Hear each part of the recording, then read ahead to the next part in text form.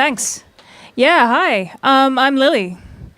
And this is how you can find me on the internet.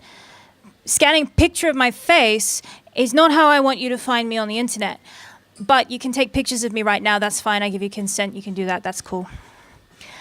So yeah, tonight I wanted to tell you a bit about how hard it is to disappear completely from machine eyes when they're watching you. Like you're going around, you're being an active human in the world, you're walking down the street, you're posting pictures on Facebook. And I also want to talk a little bit about why you might want to disappear in the first place. So I know that like tracking people as they're going about their stuff, it's getting more and more dependent on facial detection and on facial recognition. So if you want to be invisible to cameras, learning about these things and what they are is really the first step in learning how to become invisible to them.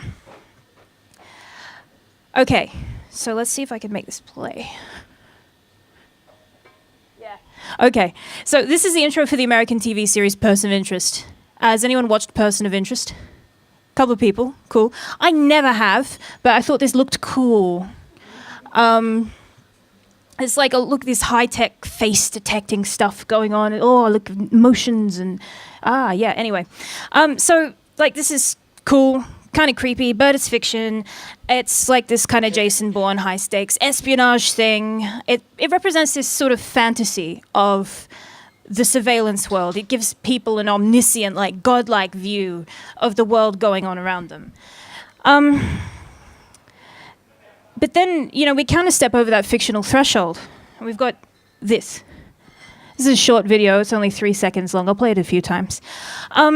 So this was released in September. It came out, Imgur, Reddit, or something like that. So this is a surveillance camera at an intersection in China. Play it again. Hang on. Whoop, nope, that's the next one. Yeah. Okay, so...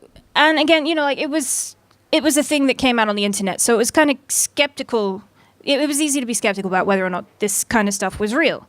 But it turns out that this is a video of what is called SenseTime. It's Chinese software, not SenseTime, SenseVideo. SenseTime is the company that makes it. It's Chinese software, and it looks like this one is running in live, just going by the number of pedestrians that there are here. Because if you look, there's like up into the 11,000s. And the timestamp is September the 19th, which was the day that it was released. So it looks like it's kind of, yeah, kind of live. But then you can see a better screen capture version of this software working on some sample footage here. And this stuff is in English, so for those of us who can't read the Chinese that was in the previous video, and you can read English, this will give you a better idea of what kind of things that it is tracking. This is quite small for a lot of people, but it's pointing out, you know, whether there's someone is a cyclist or a car, what color the car is. You can see it tracing the paths. And for the pedestrians, it's having a go at, you know, recognizing what they're wearing, short sleeves, trousers. It's also having a go at trying to identify what gender the person is and whether it thinks that they're an adult or they're a child. So that's pretty interesting. So like with these kinds of patterns and identifiers, it can become a lot easier to track somebody across a city, even a city in a country as populous as China. It's very easy. And SenseTime, who is the company that makes the Sense video software, they also have another product called Sense Face. This does pretty much exactly what it says on the tin. So Sense Face picks up live streams of people's faces from escalators or train station ticket barriers and that kind of stuff. And you can see it capturing a nice live stream of everybody who's going past that point here. And then it will try and match them to a number of IDs, photo IDs that they have on file. And this is pretty interesting. And also because this software is mostly used in China, everyone in China over the age of 16 is required to have their photograph on file with the government because everyone is required to have a national identity card. So there are databases of very good, clear pictures of people that this kind of stuff can reference if they need to. So, yeah. I know a lot of you may or may not be surprised that this kind of stuff does happen in China because Chinese privacy laws are different to the privacy laws that we have in Australia. But You might be interested to see the next picture, which is not there. Yeah, this one. This is the maintenance interface of a advertising screen from a Westfield shopping centre in Belconnen in Canberra, and this was uploaded in October.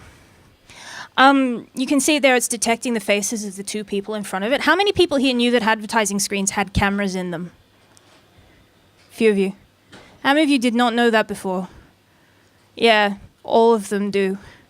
And Westfield uses these cameras to detect what they think is your age and your gender and your mood, and to track you when you're going around the shopping mall. And they will track you based on the number of advertising screens that you walk past. And also they've got routers all around the shopping malls. So if your smartphone is in your pocket and you haven't got it on airplane mode, it will be pinging off all of them, even if it's not connecting to them. So they can get a better correlation of where you are and what kind of shops you walk past and all of that sort of stuff. And when this image was published in October, someone, I think it was news.com.au, asked Westfield about it. And the spokeswoman for Westfield said that they do this to connect customers with retailers in a more meaningful way. Yeah. I have no idea what that sentence means. But I do know that they use this data to track pedestrian traffic around the malls and to track what kind of gender they think people are as they're walking past them, so that they can place advertising in more auspicious, fortuitous places so that people can see advertising that they think will be more relevant to them. And they will do all of this stuff without your consent. This is happening to you when you walk into a Westfield mall every single time, and you never had to check a box that says, yes, I'm okay with you doing this. They will just do it to you. So, the reason why Westfield thinks that this is okay, and the reason why they've rolled out all of this tech to all of their malls, is a pretty important one, and it relies on this distinction. So, difference between facial recognition and facial detection. Facial detection allows a system to detect when it is seeing a human face, or thinks that it is. It says, okay, this is a face of a human as opposed to a flower or a dog or a hamburger. It doesn't matter. This is a human face, recognized. And facial recognition means that a system can detect when it is seeing a specific human face, and quite often a specific human face that it has information on, so it can link it back to that sort of stuff that it knows about you already. Like you saw with the Sense Face technology. They're linking it back to information that they already had on file. So stuff like what Westfield is doing and what the traffic patterns in Sense Video are doing, they technically fall under facial detection. They're detecting faces, but they are not linking this information up with anything else specifically about you. And as far as they say, this sort of goes day by day. They're not tracking this across multiple days. I don't know whether or not that is actually true, but anyway. So they will pick out an individual face and track it around, but the fact that they don't link it up is why Westfield doesn't require anybody to sign a consent form, because they're not going and getting your tax file information, for example. And the law backs them up too. So the Australian Privacy Act of 1988 only regulates the collection of personal and sensitive data, which, you could define a number of ways, but this is things like, according to them, people's names and addresses and their medical histories and stuff like that. That's what they mean by personal and sensitive information. There's nothing in our laws to say that Westfield needs to get anyone's consent before they put this tracking technology around, so they put this tracking technology everywhere. Okay, no, not done there. Yeah, so this is where I think I would disagree with Westfield and with the privacy law that was written in 1988, which was the year that an IBM PC would, with, I think it was, what was it? A 30 meg hard disk and 512K of memory would cost you $1,250. That's when our Privacy Act was written.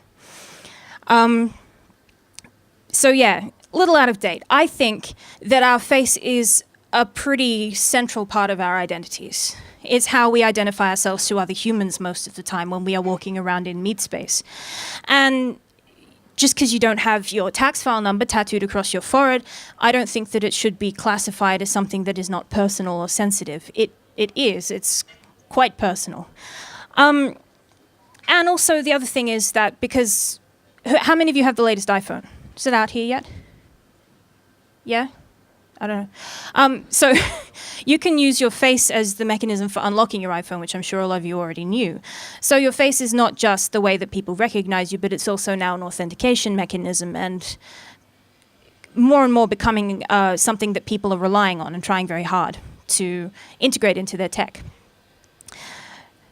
So if you don't like all of this facial detection and recognition stuff that's going on, and you don't consent to it, and you want to opt out, but you still like walking around shopping malls and down public streets, what do you do about it? Sorry? Without being arrested. Okay. Paparazzi scarf, maybe. Well, if you want to find out this, you will have to come and see my talk at BuzzConf.